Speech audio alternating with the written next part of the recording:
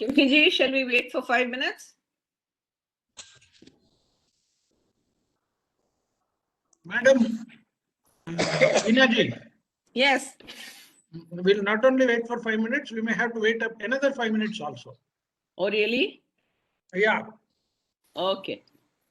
So, Then should I message everybody saying we are starting at 10:10? yeah. Okay. 10:15, between 10:10 and 10:15. So late. Okay. No, Okay. no, oh. Yeah, see, 49 is that he talked about the upadhis and all that. He gives up the traits of his previous upadhis. But please go ahead with 49 if you like.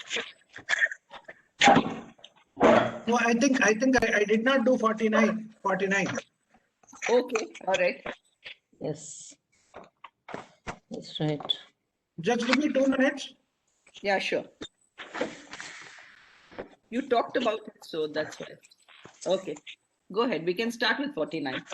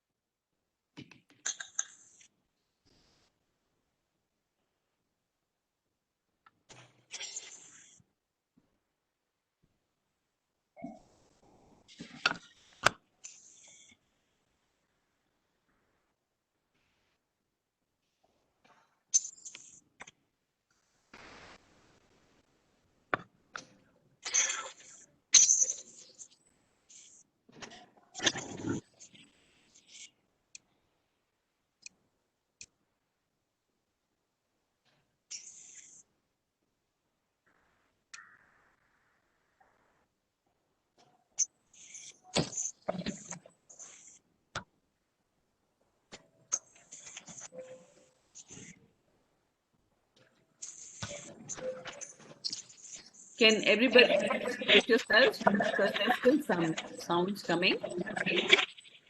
Thank you.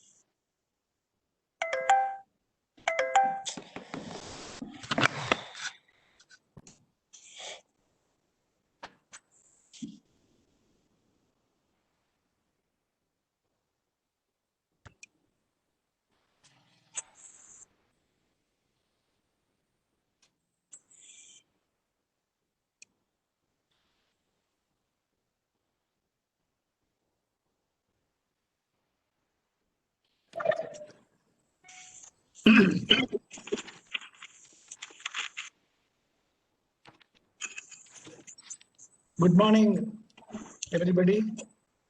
Sorry for the delay.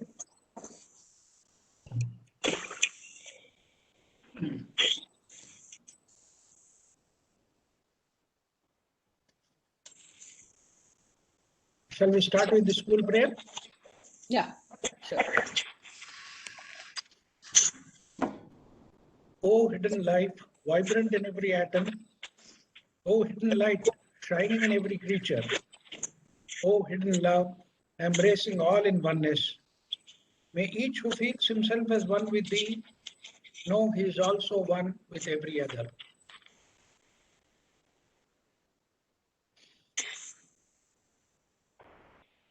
I think somebody is there who is not yet muted. Sunita Mirchandani ji, kindly mute yourself.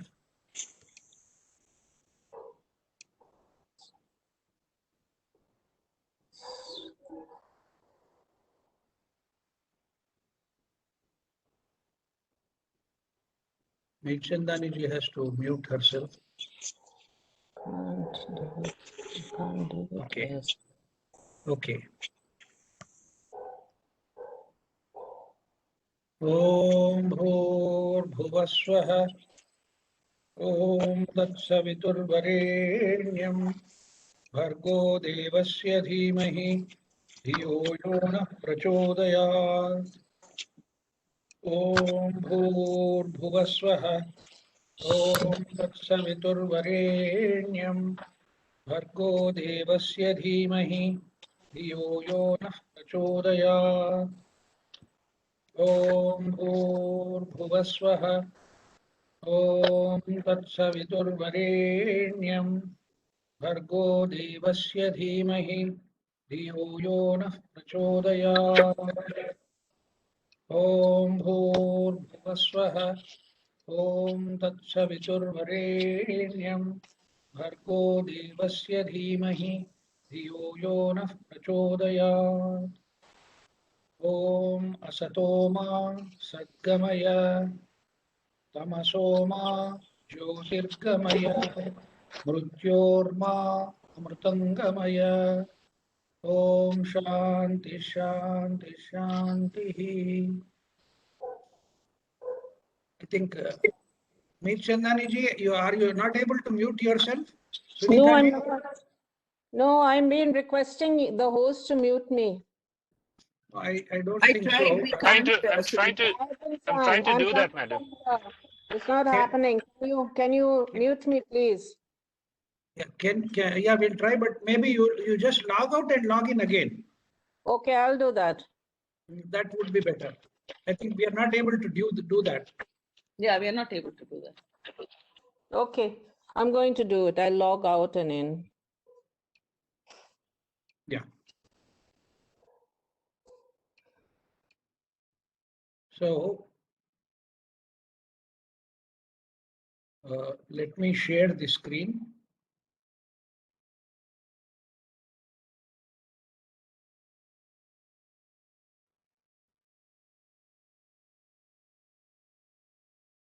Are you able to see the screen?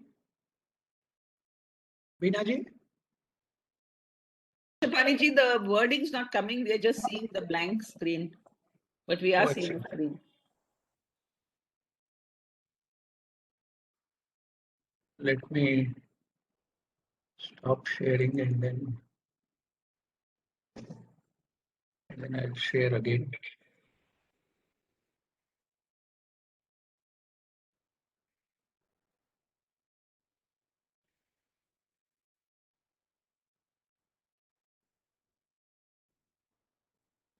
You're able to see that now? Yeah. Oh, okay. Yes. Okay. Thank you.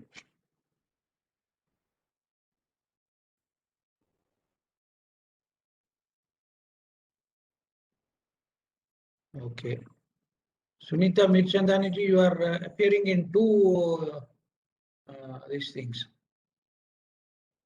And are you on both laptop and mobile? Anyway, it's okay. There's no disturbance now. I'm not on two devices, only on mobile, and I have. Yeah, your mobile. Mobile. I think you are able to mute it. So kindly just mute it and keep it that way. No problems. Okay. Now we are going to take up the 49th verse. जीवन मुक्तस्तु तद्विद्वान् पूर्वोपाधि गुणान् त्यजेत् सच्चिदानंद रूपत्वात् हवेत् भ्रमरकीटवत्. A Jivan Mukta endowed with self-knowledge gives up the traits of his previous upadhis because of his realization that he is of the nature of existence, knowledge, bliss, absolute. He verily becomes Brahman, like the cockroach becoming a Brahmaraki insect. It's not exactly a cockroach. We'll come to it.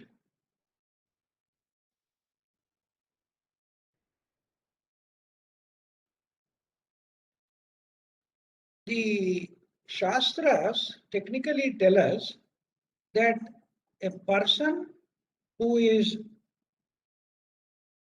said to be liberated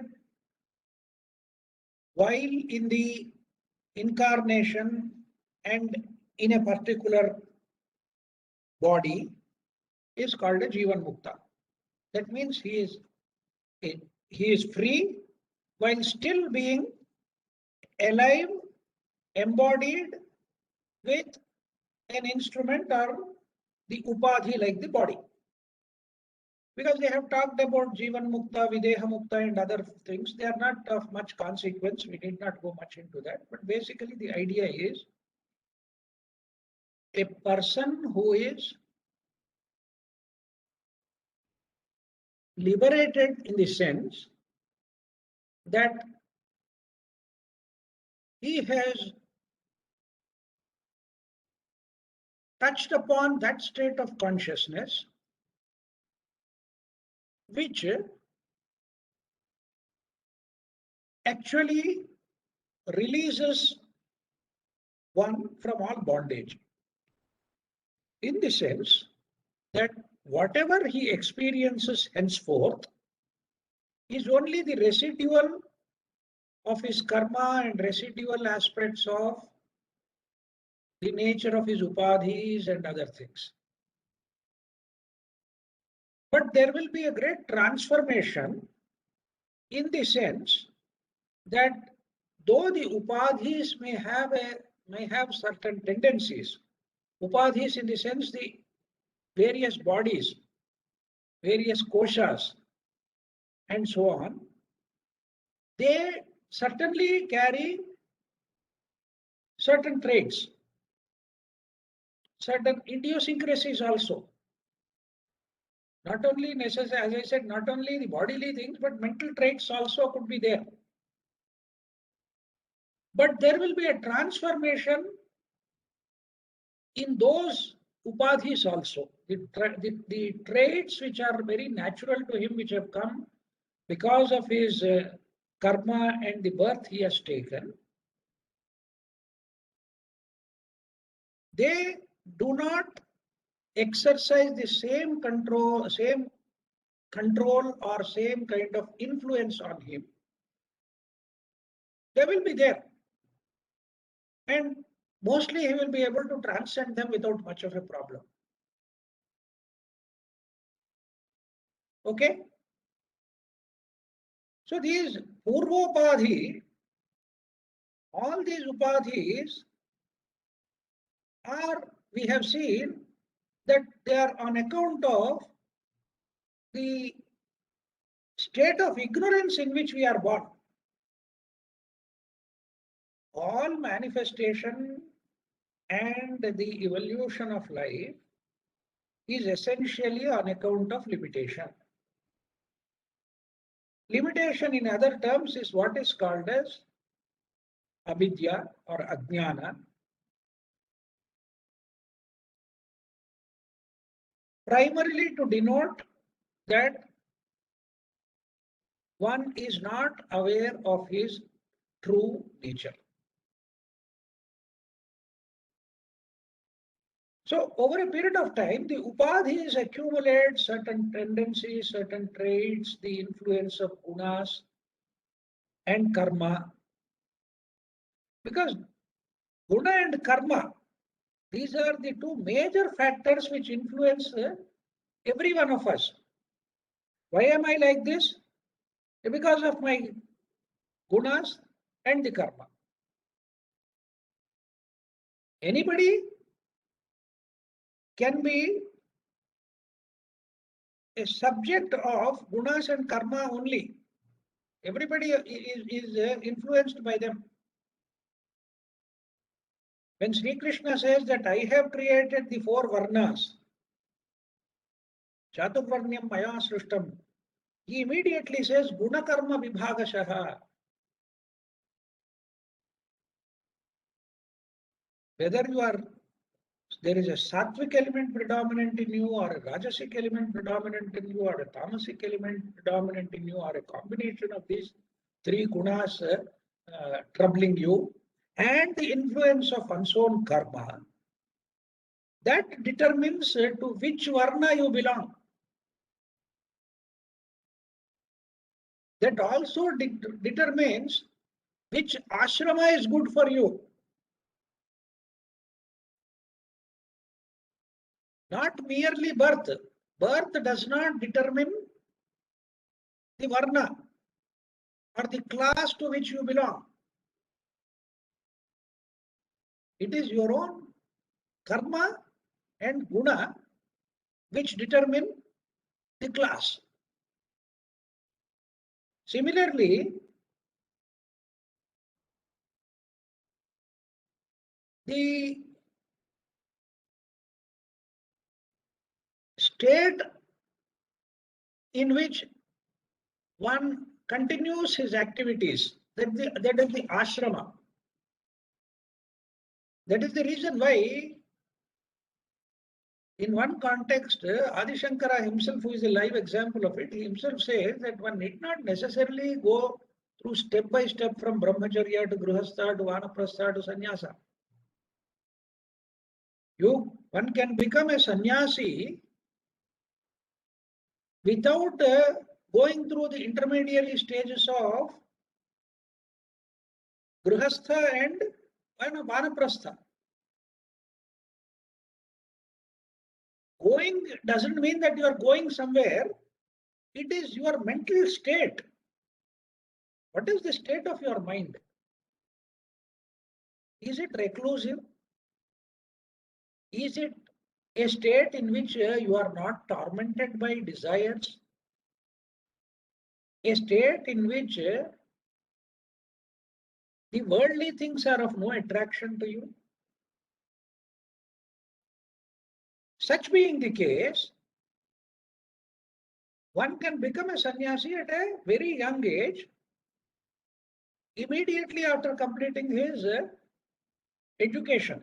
When I say education, I am not talking about the modern education, I am talking about the education in terms of the Sanatana Dharma. What is one supposed to learn based on the class, age, context, and the karma to which he belongs, which are again determined by the previous baggage, the accumulated karma, and the influence of the gunas in a particular body. So a Jivan Mukta who is a Vidwan in the sense one who knows himself, who has Atma Jnana, self-knowledge. Knowledge is not a very appropriate term in English also. We may call it as wisdom, or we may call it as self-awareness, becoming aware of one's own true nature. For him, he is now able to very clearly see the role of the upadhi and the gunas. He is now able to see what is the influence these upadhis and gunas normally have and how they do not carry any influence or weight on him because he has realized his own true nature. He has become a self-realized, self-aware, a person who is in a state of self-awareness. And what is that? he realizes that I am not these upadhis, I am not this karma associated with the upadhis, I am not under the influence of gunas anymore, because my nature is Sat, Chit and Ananda. Sat Chidanand Rupatvat. Because he's come to know that his true nature is of the nature of pure, absolute being, absolute consciousness, and absolute bliss. Sat, generally they say existence, which is also true at one level, but I would prefer the word being. And Chit refers to consciousness and not knowledge. Ananda, of course, is that state of ecstasy, is that state of bliss. So that is the true nature. So once I have come to realize that true nature, pervading the whole universe, including me and my consciousness, and I have become self-aware of my true nature, then the influence of the upadhis and gunas, which are results of the previous activities, simply fall off. They simply are given up. Tyajet. Now we come to the most important part of this shloka. Bhramarakitavat. This is a very, very beautiful and very profound example in Vedanta. Several interpretations are given of this, but two of them are significant here. One is that of a caterpillar becoming a butterfly. That also is given as an example in connection with this. How a caterpillar evolves through its own internal awareness and knows that inside it is actually a butterfly. Its true nature is that of a butterfly. And having come to know about it, it focuses all its attention to become that butterfly. That is one normal example, one comparison that is given.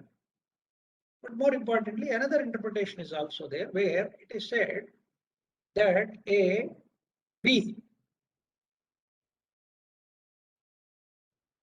brings a worm and puts it at the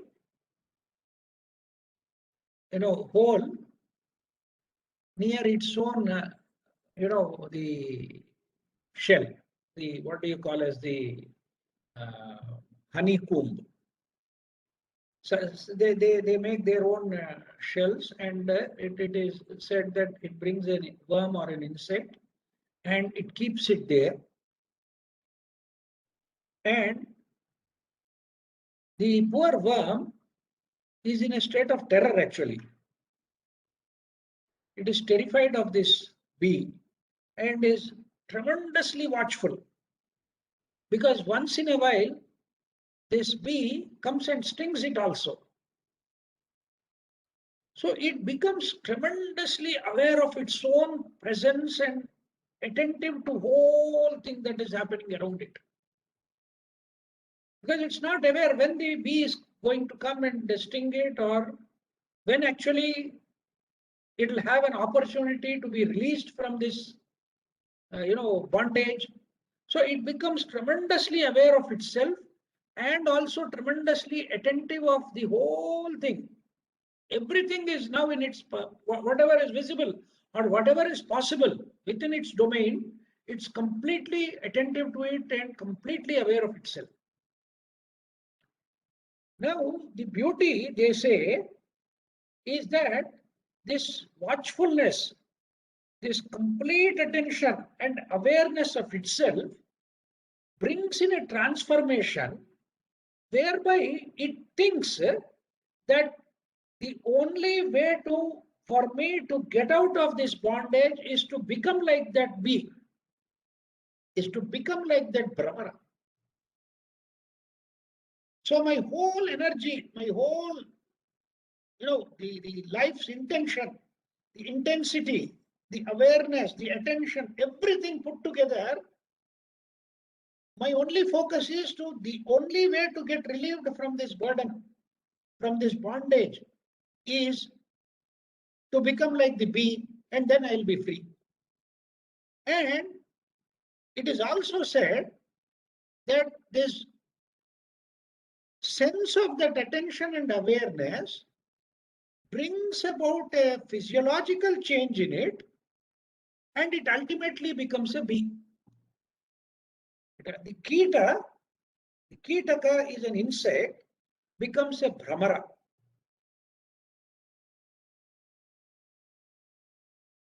This is the beauty of Vedanta and the Indic knowledge that is passed on to us, especially the Upanishadic statement like Brahmavid Brahmaiva Bhavati. The knower of Brahman becomes Brahman. In this particular example, the wasp or the insect or the worm,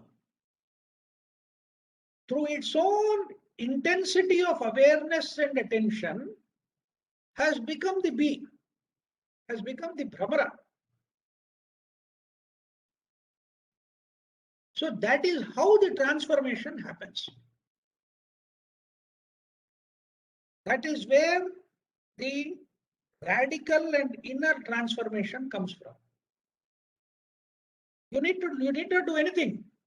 Become intensely aware of your own state of being and intensely attentive to everything around you with all senses fully alert. That itself will bring the transformation. Nothing else need to be done. One need not do absolutely anything except becoming aware and attentive to the whole thing. I am deliberately using the term attention as against concentration. Concentration is exclusive. It excludes everything else and focuses on a point. But whereas attention signifies that it is all inclusive and nothing misses it. And you are attentive with all your five senses. Generally, when we are concentrating, only one particular sense organ is acutely aware and the other sense organs may or may not work. But in the case of attention, all your senses are highly sensitive, highly alert, and therefore all inclusive. They are able to hear everything, see everything, smell everything, feel everything. So that very state of awareness, that very state of attention brings about a transformation. This is exactly what Krishnamurti had always said. Sir, you are being acutely, intensely aware of what is, brings about the transformation. You need not think about what should be or what could be or what will happen or anything of that. The very attention you give to what is brings about the transformation. And this is a beautiful illustration of Brahmarakita Nyaya. This is called as a syllogism or what we normally call as an illustration, which is called as a Nyaya. That means a logical derivation. of a Brahmara, a Kitaka becoming a Brahmara. So this precisely applies to us also.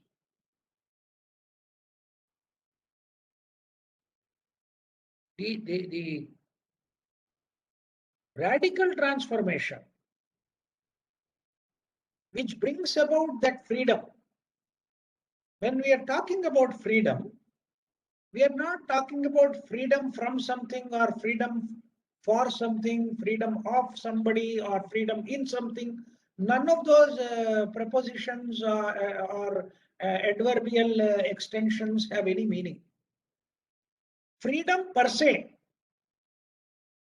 absolutely mukta. It's not that I have become freedom from. In fact, in one way you can say it's not freedom of the self, but freedom from the self in which I am, the state of ignorance in which I am. Freedom from what is. So it is only a matter of awareness and attention.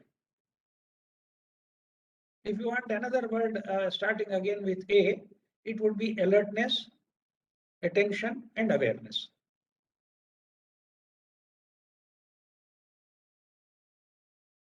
Adi Shankara also, therefore, in other Prakarana Granthas and elsewhere also, you see, he says that the only means of becoming free from this bondage is through Atma Vichara. The root of the verb Vichara comes from Chara. Chara means to move. Vichara means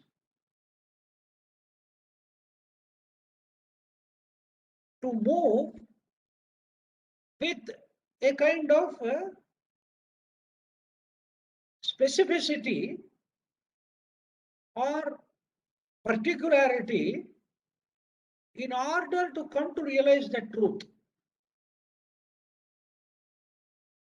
So where are you moving? Where is that mobility you are talking about? Chara is to move. But is it actually a physical movement? No, it's not a physical movement. It's a psychological movement in one's own self, in one's own Atma. So therefore, it is called as Atma Vichara.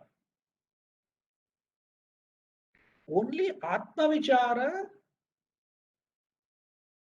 is the means to liberate you. You can't really call it as a means or a method or a system, but a process which involves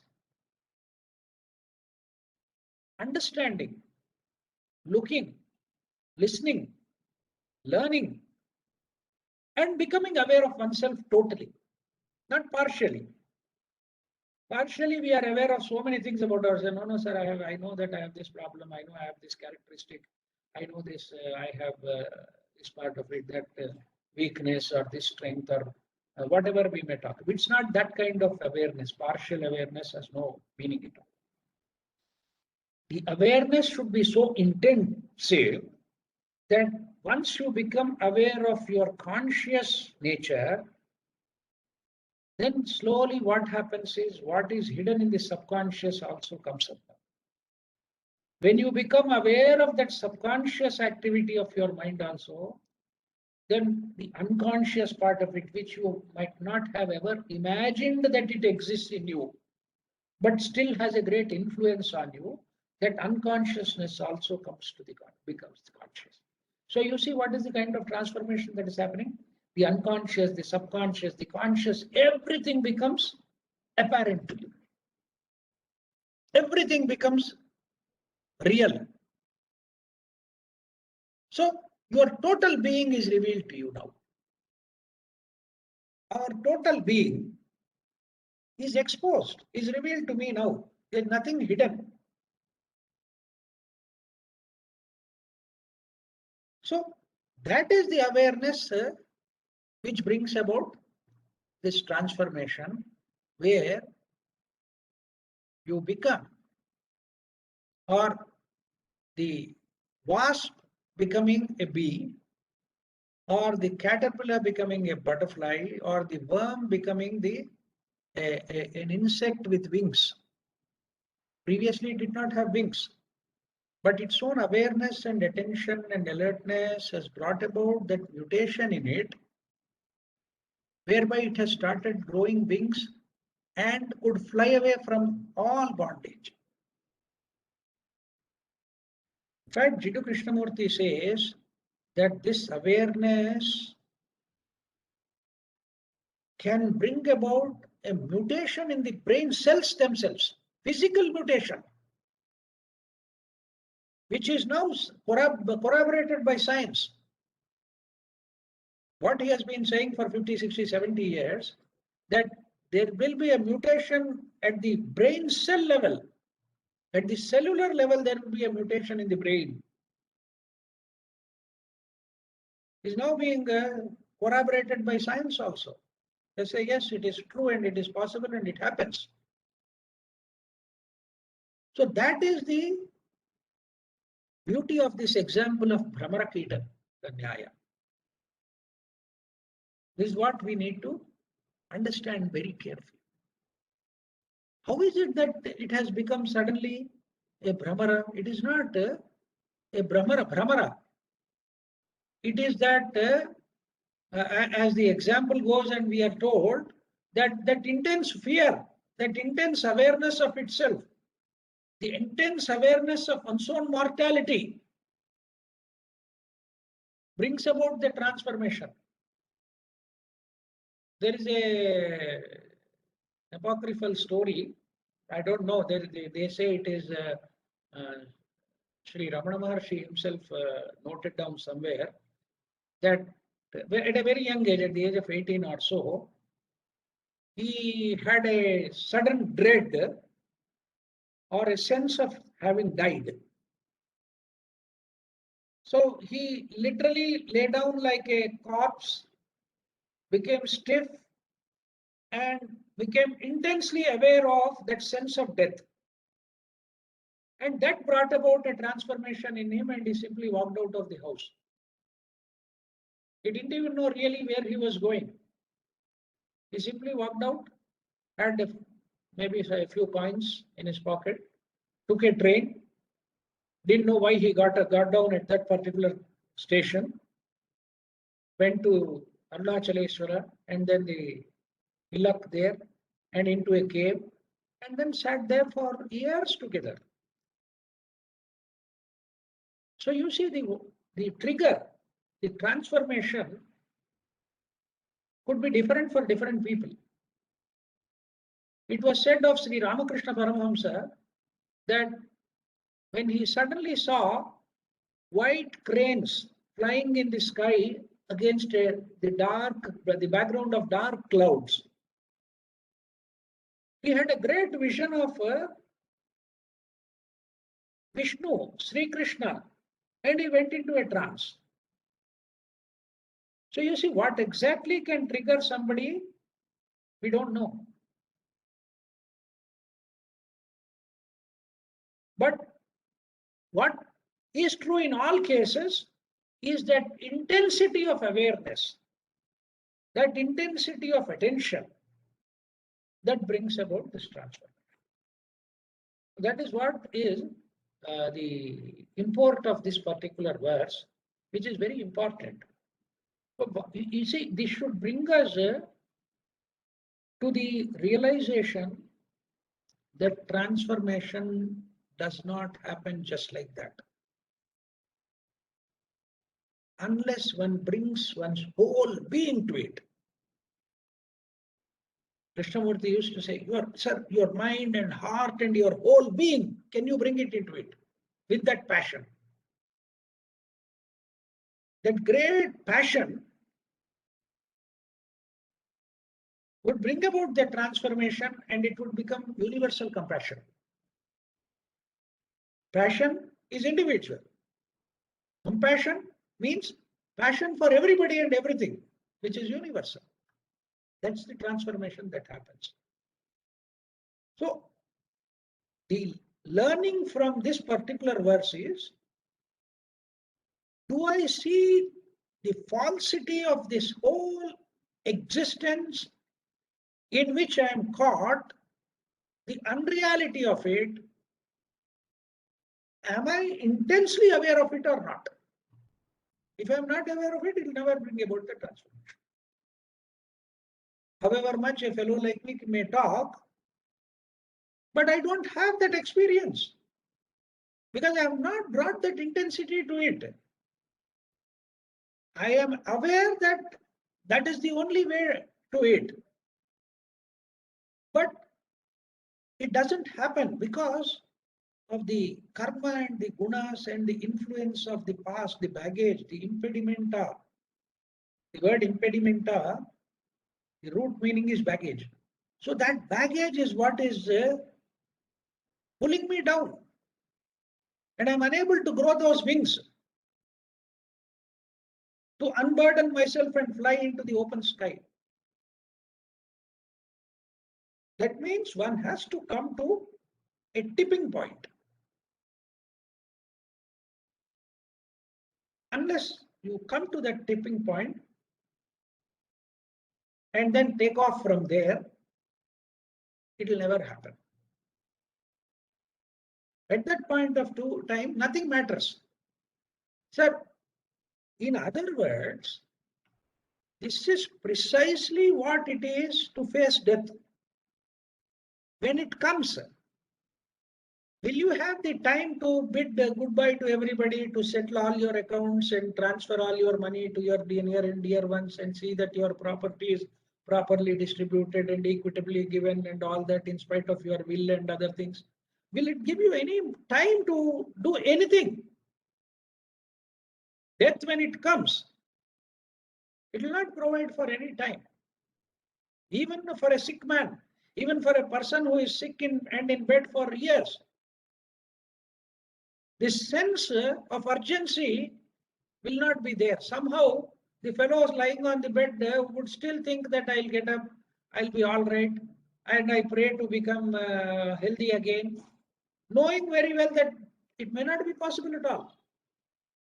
The unpreparedness to die is a major hurdle in the whole process. It's not about the physical death that is important. Am I able to die psychologically to this moment? I don't carry any ill will. I don't carry any hatred. I don't carry any prejudices or biases or opinionated strong ideas in me. I am dying to every moment psychologically. That is being prepared for death. Then physical death is only a small event. Because inside, I'm always ready for it. There is nothing to hold back, and I am free from it. So the physical death has absolutely no consequence. That is what is conquering death. That is what is Mrutyunjaya. And in some other context, I explained to you the true meaning of the Mrutyunjaya mantra also. Relieve me of this mortal coil and not that immortality that I am, the state in which I am, because that is something where nobody can take it away. That is the aspect we are talking about here. Okay. Before we go to the 50 next verse, is there any chat or anything?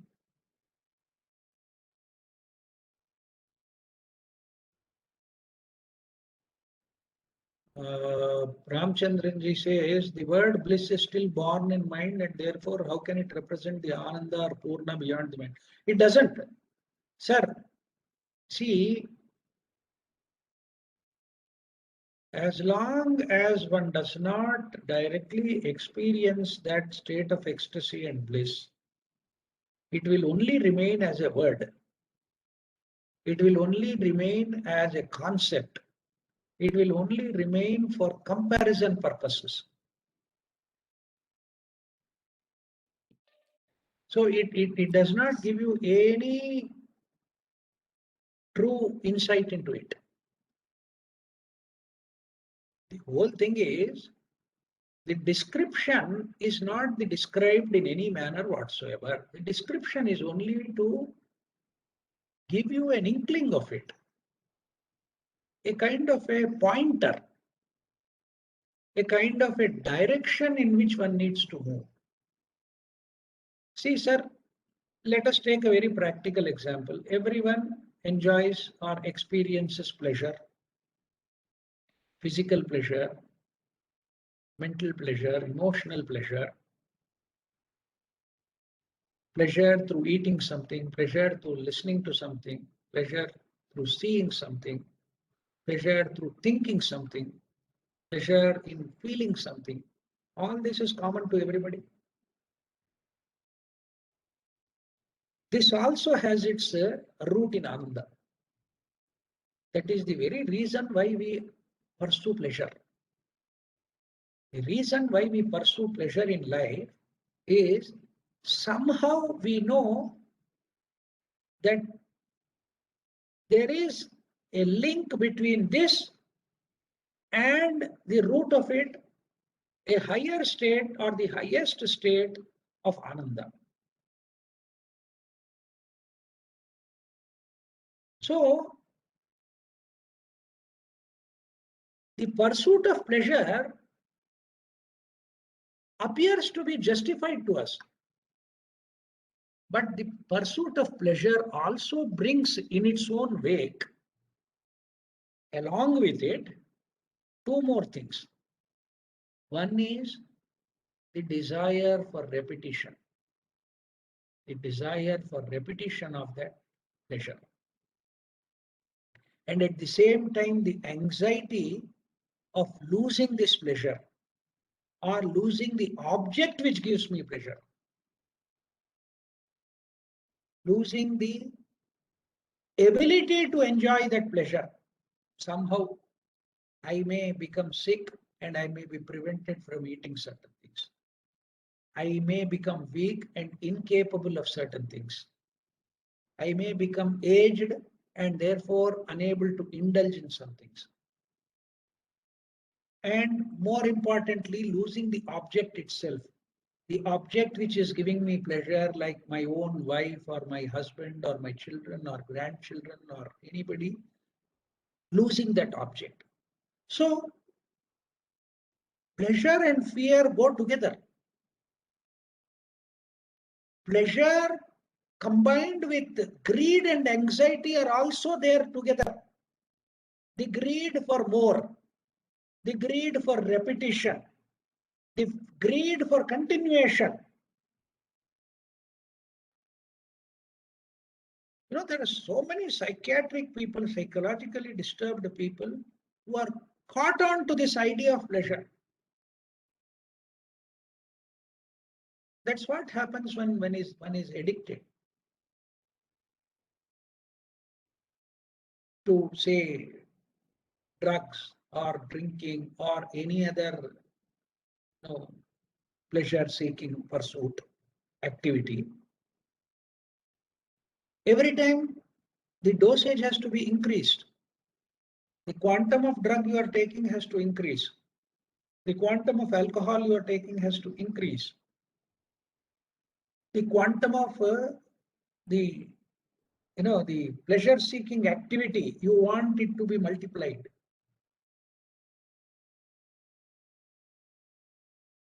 So this greed and anxiety, again combined with fear, all this is one movement. All this is one movement. If you are able to understand that it is one singular movement, then you may come to a state of saying, no, this pursuit of pleasure is not going to solve the problems, but is only going to complicate the problems and make the problem bigger and bigger and bigger. So that understanding of the nature of pleasure, the nature of desire, the nature of the psychological greed and anxiety and fear should be absolutely clear to us. Absolutely. Unequivocally, irrevocably. Totally clear to us. Then you are free of that. If that is not the case, we will repeatedly fall into the same trap. Repeatedly fall into the same trap. So don't think in terms of bliss, because bliss at the present mental level of consciousness is only a concept or an idea. But if you start with what one knows, what one experiences directly in the form of pleasure, enjoyment, and they see there are peculiarities in pleasure also. You don't do anything. You just want to possess it, that's all. You absolutely don't do anything. The mere pleasure of possession. Imagine the state of mind of a person. I need to possess it. Whether it's a super luxury car or a super luxury house or a Kohinoor diamond or something else and something else, the mere possession of it gives you tremendous pleasure. And then it gives you a kind of a mental satisfaction also that nobody around this place, sir, this is the first phantom Rolls Royce, all silver body car in entire Bangalore. That gives you a great sense of pleasure.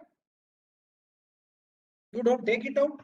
You can't really take it out in this traffic in Bangalore. You are afraid of keeping it also carefully because May damage it. you need to put it in such a safe and secure place that it is not damaged. And it really happened. My co-brother, he stays in a particular apartment in Bangalore, and one of the owners of the apartments in that, he bought a new Mercedes, and he is so worked up and worried that the fellow parking the car beside his car may, scratch it or put some scratches on it, or may drive rashly and his car will get damaged. He never takes it out even for once in a month. So you see the nuances of this pleasure, the pleasure-seeking activity, the psychological activity of greed, wanting more and more of it, and becoming anxious and terribly afraid of losing it. And now look at it from the other point of view.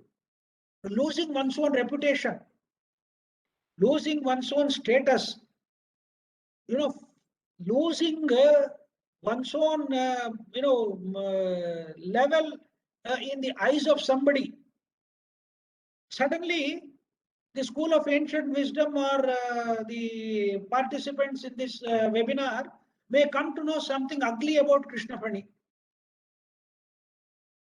I'm terribly disturbed. I don't want you to know that I am such a fellow. It may be true also. It may be false also. If it is true, I would like to hide it from all of you. I would never want it to come to your notice, because you may think, this fellow has been talking about Bhagavad Gita, Upanishads, this nonsense, that nonsense, Atma Bodha and all. Is he of this character? Is he of this nature? This fellow has got high levels of sugar, diabetes and blood pressure and all that. And he doesn't know what he talks sometimes. In fact, it happened yesterday. I was slightly disturbed because of something, normally it happens in a family. When I slightly raised my wife and said, what do you want me to do? The first thing she said is, you stop conducting these classes. She said that to me. The way you are behaving with me, You are not eligible to conduct these classes at all. That is my reality. You look at it. So I feel that there is so much to hide, so much to worry about. So the pleasure of holding a high position in your minds could be a ruling factor in me. So it could be anything. So it can act in a very insidious manner, very surreptitiously it will creep into us. And then allow the guna and karma to manifest in very ugly ways. Do you see the whole thing? The whole gamut of it, the whole thing has to be seen in the right perspective.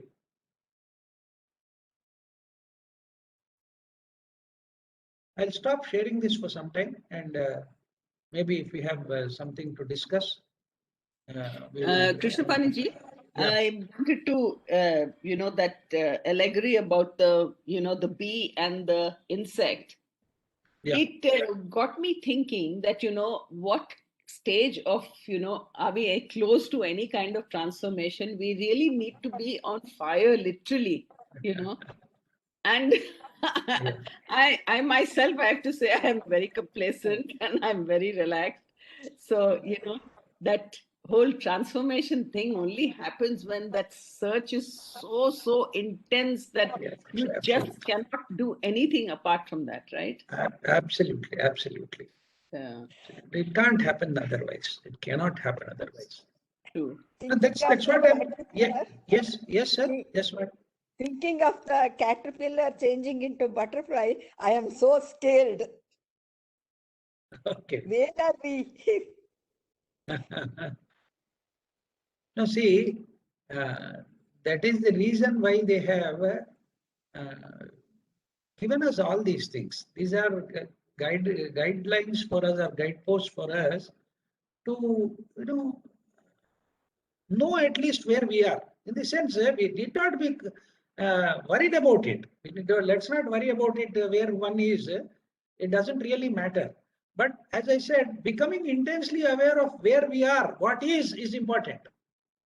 Not comparing with somebody else, or comparison with something else. No, that's not going to really help us. That's not going to bring about the kind of transformation we are talking about. Okay, and though we started late, we started at around 10:10. It's already 11:04.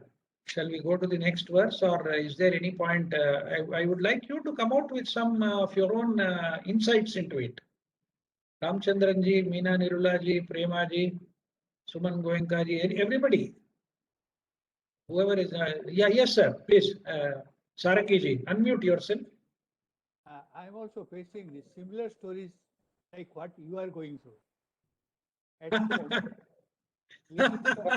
little bit of disharmony. Yeah. I'm immediately doesn't- reminded. Yeah. Stop all the Sanskrit and all the things you are doing because it is not affecting you at all. I don't see any changes in you. No, see, that's the And- reason why. See, Then the next thing comes. Why are you getting into all these complicated things? You just read Chanakya Stotra, Chanakya Niti. So I realize that I have to get over this. No, All the see- things which is coming to me, it should be just kept aside, and I should guide over this. no, these things happen, sir. There is nothing wrong in it. See, I carry an image of my wife which is built over the past 40 years. She also carries an image about me built over the same period. So, see, we don't really know each other in the true sense of it. We are looking at our own accumulated images over the past 40 years, 45 years, 50 years. So we are looking at that image. So instead of looking at that through that image, maybe we can experiment and look at the other person afresh. Look at the other person afresh. see, there is another person with whom I am spending my entire life, who is also progressing, who is also evolving, who is also aging, who is also garnering a lot of experience. We don't respect that. That's a fact. In fact, when my wife said that, I wanted to call Binaji and cancel today's program. Then I said it would be foolish on my part. Luckily, what happened is that there is some a small ceremony at my wife's sister's place, and she went there yesterday in the evening. So today she is not there here, and that's one of the reasons why I had to make my own breakfast. Then I could feel the pinch of it also.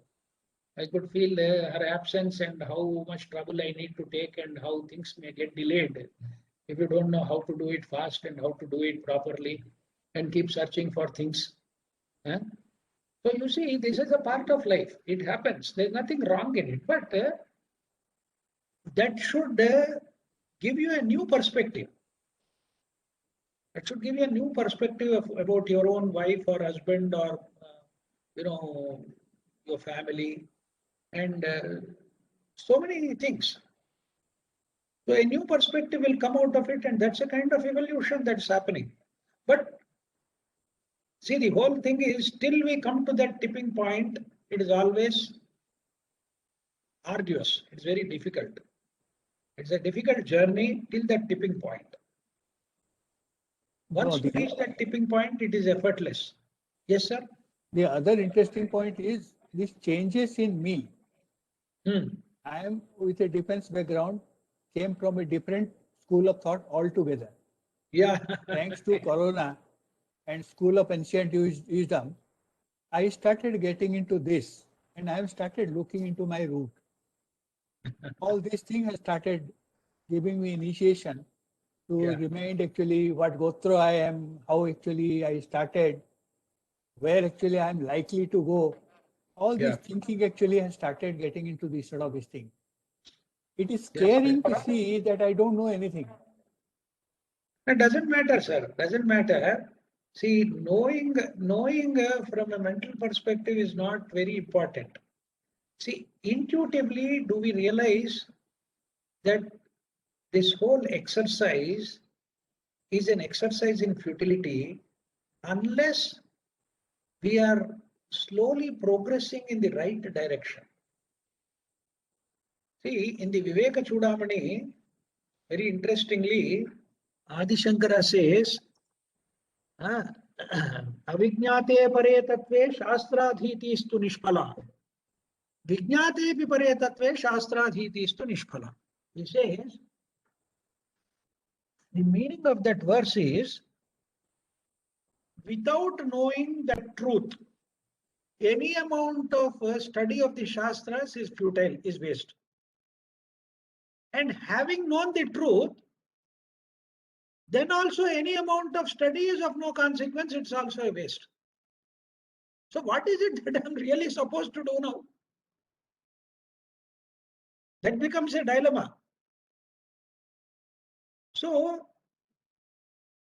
don't look at the Shastra, don't look at this subject merely from an intellectual point of view, merely from a logical or rational or a kind of a mental conceptual point, but see behind it, beyond it. So seeing beyond this whole process, which is stuck in a limitation, will not allow us to go beyond it.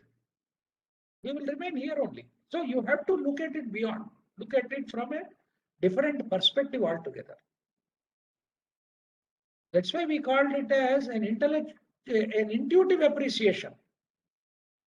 The Atma Bodha has to be studied from an intuitive perception. If you hold on to merely a thought process or a conceptual thing, unfortunately, as I said, Verbal communication is the only means that is available to us at this level. So we are using that means, but we should be acutely aware of the limitation of this verbal communication.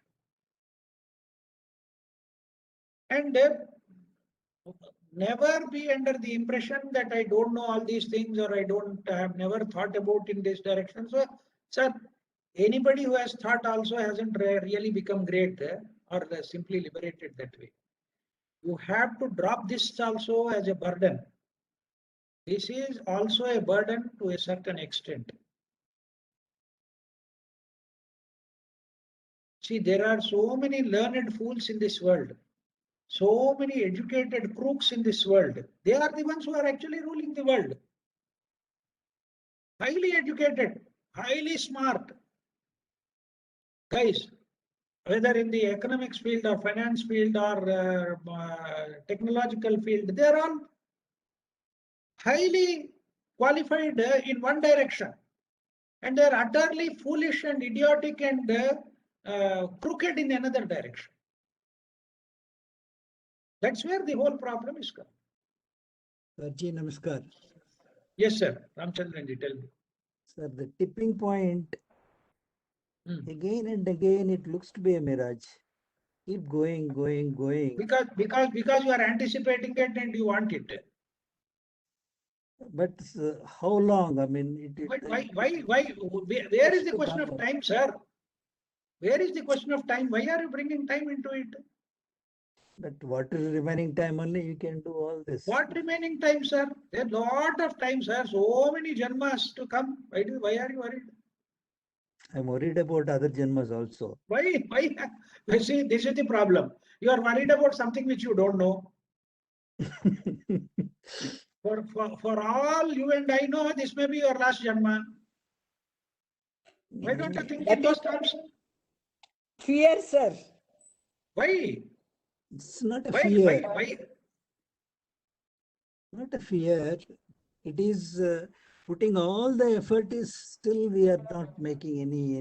No. You are not making the right effort. You are making an effort with a motive, with a purpose, with an object in mind. The object in mind is not liberation. The object in mind is to see what is. Are you and me? I'm not excluding myself. Whenever I say you, please don't take it personally. It is all inclusive. I'm including me also. Are we aware of ourselves totally, completely, comprehensively, and without any hidden dimension in us? This new way of looking at only is happening after the insight class. Yeah, that is the only way. When JK said, what is, this is what is. Yeah, yes. So don't pursue something in anticipation of something, hoping some result. See, Adi Shankara very clearly has said in the Bhagavad Gita Bhashya, and I discussed this also, that moksha is not a result. Moksha is not an end result or an object or a point to be reached. Yes. Moksha is causeless, is beyond space, time, and causation. Yes. And you cannot aspire to go there or reach that point or come to it. It is causeless. It is already there. You and I are not aware of it. That is our natural state. This is our artificial state. That's why I said, no, Purandaradasa, allide namma mane. Illi iride sumane. But do you know that you are here sumane? That you are here just like that. This is not your money. This is not your house. This is not your abode. This is not your true place of dwelling.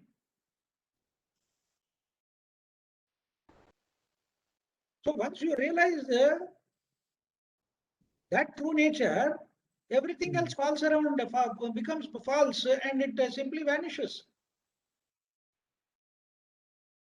Today, there is an interesting article Mm. in the Hindu on the future of physics.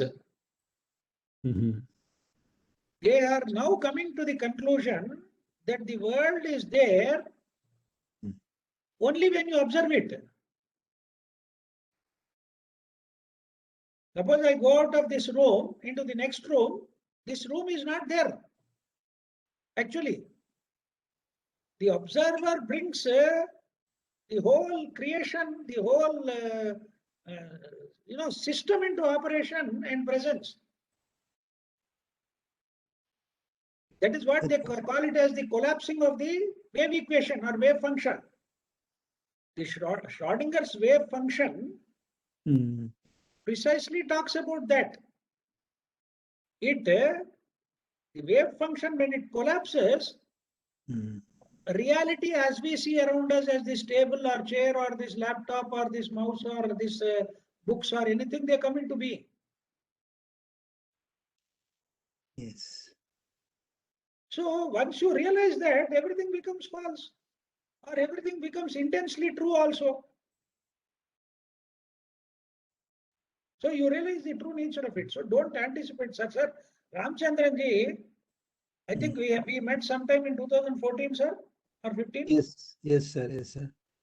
Since then, don't take me wrong, but since then you seem to be. I think that the level of anxiety has substantially come down.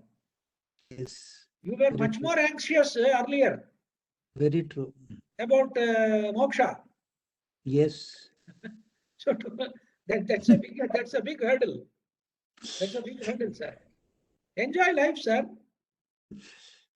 Thank you, sir. Enjoy life.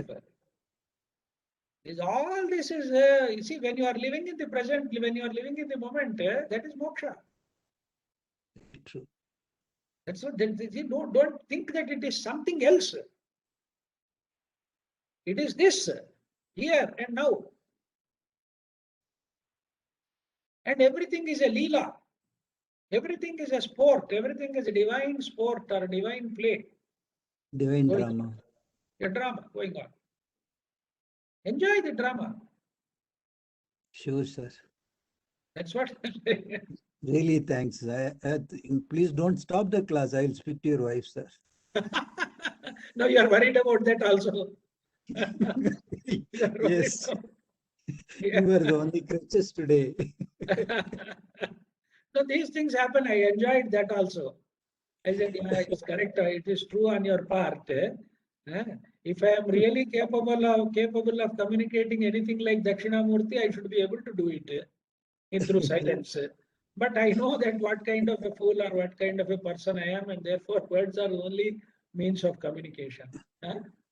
Charging every Sunday, Friday, sir. Please. Don't worry, I'll make my wife also sit here because I consider her as my guru.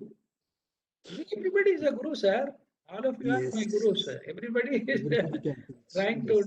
to bring out what is in me or make me aware of what I am. He is contributing to that evolutionary process. True, sir. Yeah, so I Actually, shall when I was feeling a bit depressed, my wife says you stop attending the classes. Sarangi. Have a nice laugh, sir. Have a We nice are, laugh. No, we no. are friends. We are friends. We know each other for last 35 years. Yeah, I know. Ramchandranji's wife was so worried about him that he may suddenly go and become a sannyasi and walk out of the house. And she made him promise that Yes, you true. won't do such a thing as long as I am alive. You remember that. That's Yes. true. Also. So don't worry, sir. Don't worry. It's all in the game. It's all enjoyable. It's good. But as I said, becoming aware and attentive to these things Yes, sir. This the brings triple A. brings the us triple closer A. and closer Yes. to The that. triple A is the real means, sir. That is real means. I think that's what was missing actually. No, I really wanted to spend time on that Brahmarakita thing because it is something which is wonderful. You don't find these kind of illustrations, examples, and things elsewhere. This is what they have discovered through their own observation of nature. They have observed so many things, whether it is the Pipilika Nyaya or the Vihangama. See, they like the movement of an ant. An ant doesn't go from A to B in a straight line. It tries to find out the corners and move in the corners only. That is called as the Pipilika Marga. And the Vihangama Marga, a crow or a bird flies in a straight line. So each one according to his own nature. Or whether you call it as Markata Kishora Nyaya or the Marjala Kishora Nyaya, all these Nyayas, they have come about through observation in nature and observation of so many animals, birds and insects in nature. They have discovered so many truths. Arundhati Nyaya also. Yes, sir? Arundhati Nyaya. Yeah, I couldn't hear you. Arundhati. Seeing the Arundhati during the wedding. Yeah. See, Arundhati Nakshatra. Yeah. That is also a... Yes. It has a significance of its own. So we could do only one verse, but that's okay. One verse is important, and I wanted to spend some time on it. So shall we close the session? Krishna Yeah, Paniji. we can close the session. Suman Goenkaji, can you do Suman, the can you increase your volume, please? It's very, very soft when you sing. Yeah. Maybe put the mobile phone closer to yourself. Yes. Yeah. Can you hear Okay. Yes, we can hear you now. Sarv Loka Samasta Sukhino Bhavantu. Loka Samasta Sukhino Bhavantu. Loka Samasta Sukhino Bhavantu. Om Shanti Hari Om Shri Guru Pyo Namah Hari Om Tat Sat Shri Krishna Arpanamastu. Thank you so much. Thank you so much. Thank you, Krishna Paniji, and happy Holi to everybody. Happy Holi, yes. Tomorrow. Today or tomorrow? Today and tomorrow. No? Today, I think, is South Indian and North Indian is tomorrow, something like that. Okay. Yeah. So we can, So, yeah. So I just wanted to tell you that I'm posting a note that Krishna Paniji has written on Holi. I will post that on the Bhagavad Gita WhatsApp group. So you can have a look at that. All right. Okay. Thank you so much. Thank you, Krishna Paniji. Thank you all. And we'll meet on Friday with Krishna Paniji. But of course, all the school programs start from Wednesday onwards. Please look at the School of Ancient Wisdom WhatsApp groups to get the details and links for all the programs that are happening. Thank you so much. Thank you. The fundamentals of Vedanta has ended now. Yes. We don't have it on Wednesday. Okay. So Thursday then. We have a program on Yes. Thursday. We have Fridays, we have Saturday, and we have Sunday. Right? Right. Yes. Okay. All right. Thank you, Aniket. Okay. Yes. Thank you.